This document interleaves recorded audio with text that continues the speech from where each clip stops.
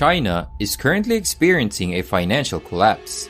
And aside from this, its tensions with Taiwan and the West have escalated recently. Many are saying that a world without China would hurt other countries more than it would hurt China. But Peter Zeihan says otherwise. Peter Zeihan is a geopolitical strategist who has kept a close eye on China for quite a while now.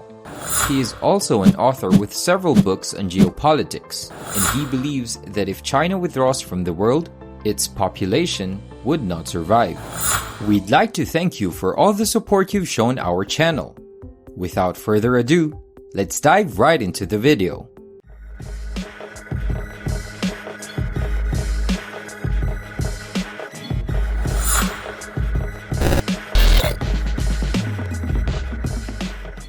So here's China in 1950. This little blob here at the bottom, that's what happens when foreign troops stop rampaging through your village. You have a birth boom. 30 years later, this is the demographic structure that terrified Mao Zedong. He was afraid that a young, growing generation of Chinese were literally going to eat the country alive. His solution? A one-child policy. 20 years after that, this is the demographic structure that scares Americans. We see a bottomless supply of young Chinese workers who are taking everybody's manufacturing jobs. This is also the demographic structure that excites the Chinese Politburo, because they see it as a bottomless supply of young Chinese consumers remaking global norms.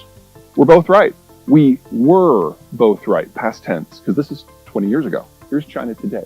Now, this is according to data from January of 2020. At that point, China was already the fastest aging society in human history, and it was aging towards oblivion at a rate we couldn't even consider possible until 10 years ago. According to this data, China by the year 2100 will have less than half the population it has today. Since then, the Chinese have started releasing bits and pieces out of their 10-year census. They now believe that they've overcounted their population in excess of 100 million people. The best guess that we have from what they have chosen to share is that the yellow bars don't even exist. If this is true, China's population will drop by half by 2050. Most of us are going to live to see the end of the Han ethnicity, much less the People's Republic. The question is, how does it go out?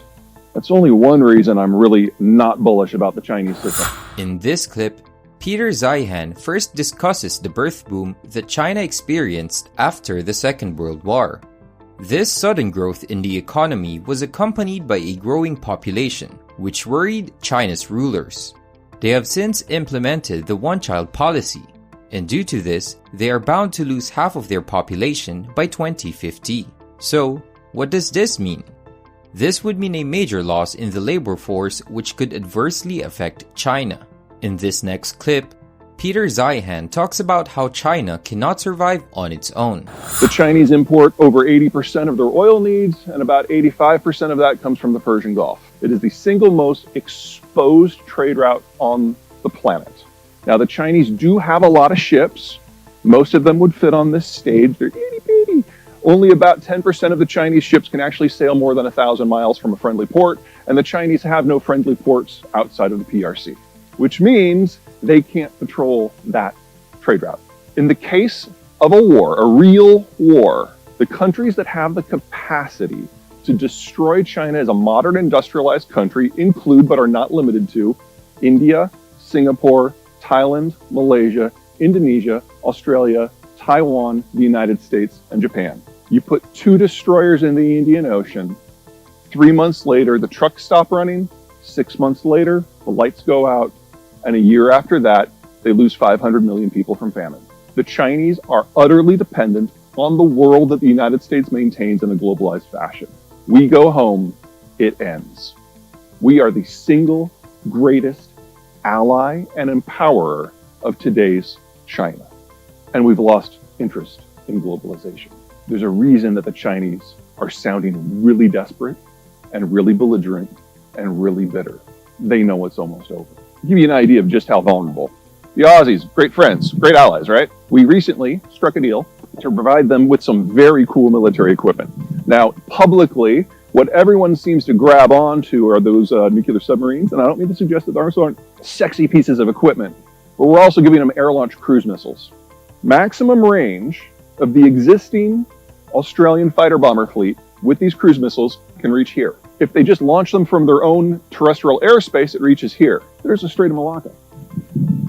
The Australians, country of 30 million people, can now bring China to its knees. That's how vulnerable they are. So, China has gotten interesting from my point of view. Chairman Xi has consolidated power unto his person to a degree that not even Mao attempted. It is a full cult of personality. He has executed or exiled or intimidated into silence everyone in the country who is capable of an independent opinion. And he has shot the messenger, sometimes literally, so many times that no one wants to bring him bad news. In this clip, Peter Zeihan stresses the fact that China is dependent on the world. He says that China needs the world more than the world needs China.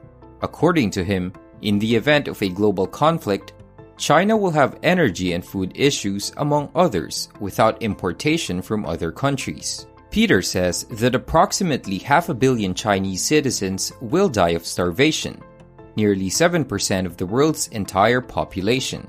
Finally, he says that President Xi Jinping has an unhealthy authoritarian attitude that could bring more harm than good to China.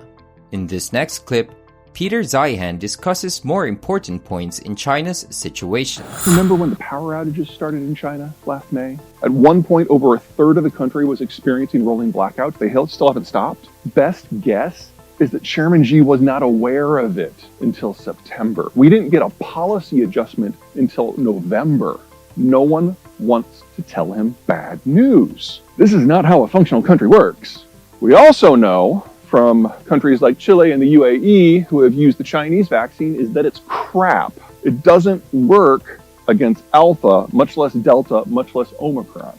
So China can never move away from a zero tolerance strategy because the healthcare impact upon the population would be crushing. Until such time that they say, oh yeah, we're going to bring in 3 billion doses from the United States, and do you think that's going to happen this year or next year or ever? They're stuck. And so we're seeing increasingly frequent lockdowns because Omicron is simply too contagious for a zero tolerance system to work. China is inadvertently breaking itself away from global manufacturing. And with a population that is physically incapable of mass consumption, exports are the only game in town. So if the Chinese system can't guarantee demographic survival or financial stability or an export market or even basic health, what's left? Food.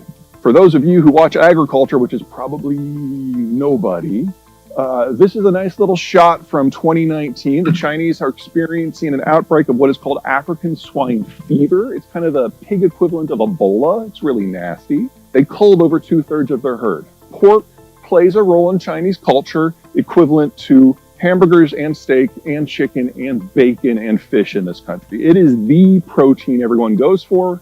The Chinese swine herd is bigger than the rest of the world's combined, and they culled more pigs in China in the last 3 years than exist on every commercial farm in the rest of the world combined. They are now attempting to rebuild the herd because this is all they have left. And if you are going to raise 100 million pigs, you've got to feed them a lot quickly. So the Chinese are buying up every scrap of food they can find anywhere on the planet, even if it isn't normally designed for pigs.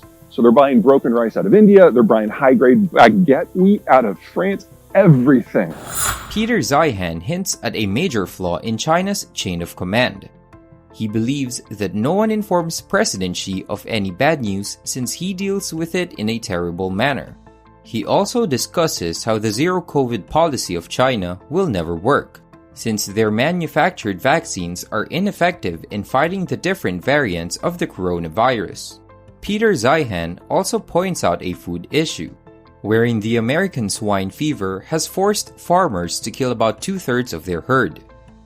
In this last clip, Peter Zeihan talks about how the US holds China's fate. China's land is low quality. They don't have internal transport system except for in regions that they're concerned are secessionist. And then they are surrounded by a belt of useless lands that they can't really patrol effectively. And because of the first island chain, they can't project power out except now when the United States has put everybody on the same side with globalization. So I see the overall geographic underpinnings of Chinese power being completely resting upon the United States nullifying their geographic disadvantages. And so the idea that if the Chinese think that they can move beyond economics as the basis for power, they really do have nothing left. I mean, the Chinese ethnicity, the Han, have been there for over 3,000 years, but they've only been able to be a united entity that is relatively secure in their borders for about 10% of that time, and half of that is under the American-led order. So if we remove economics from the equation, this ends a lot faster. Also, let's assume for the moment that China just wanted to displace us and use more or less our management system. They don't have the naval forces to get past the first island chain, much less secure the Persian Gulf energy routes. And let's assume that they could.